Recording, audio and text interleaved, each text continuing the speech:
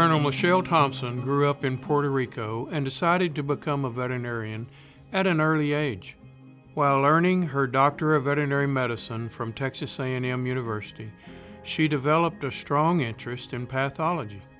Dr. John Edwards was the first that really fed and fueled my interest in veterinary pathology. He provided me a job in the pathology lab with his team, and even when I came back for recruiting trips as a resident, he would still continue to quiz me on, what's this gross image and what's the pathogenesis.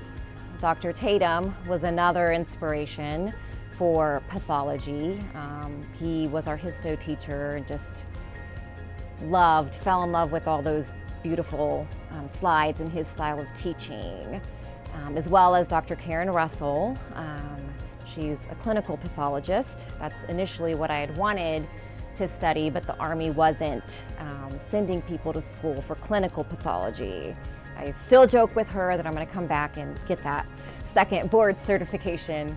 After graduation in 2002, she entered the U.S. Army and served in Puerto Rico for several years before joining the Armed Forces Institute of Pathology in Washington, D.C. as an anatomic pathology resident. I think I most definitely did get a feel that once I was in the military, I'd be exposed to personnel from all walks of life. And I think that drew me to it for sure. My dad tried to talk me out of it. He was Air Force. The culture's very different from the Army. I think he said, number one, Michelle, you're gonna have to take orders. I was like, yes, Dad, got it.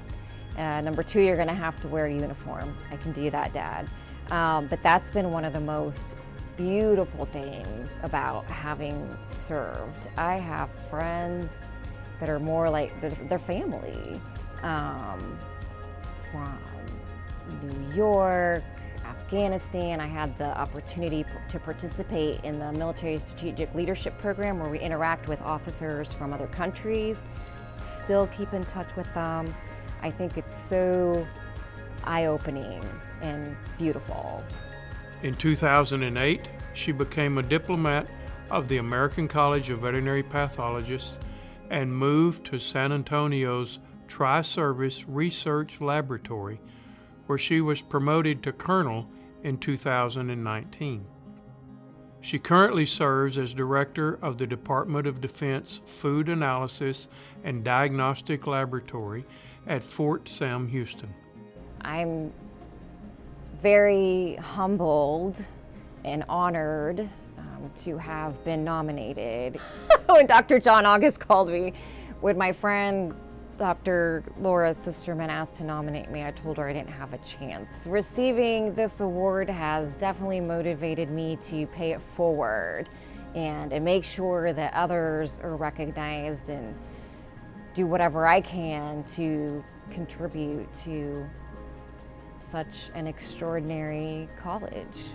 She has received numerous honors during her career, including being selected as a model for a bronze statue at the Fort Sam Houston Army Medical Museum, representing the Army Veterinary Corps' research and development mission.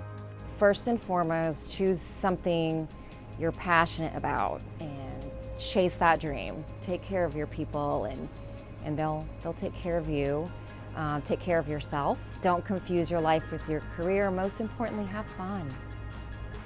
She lives in San Antonio with her twin daughters, Ashley and Sophia, and their 4 pets.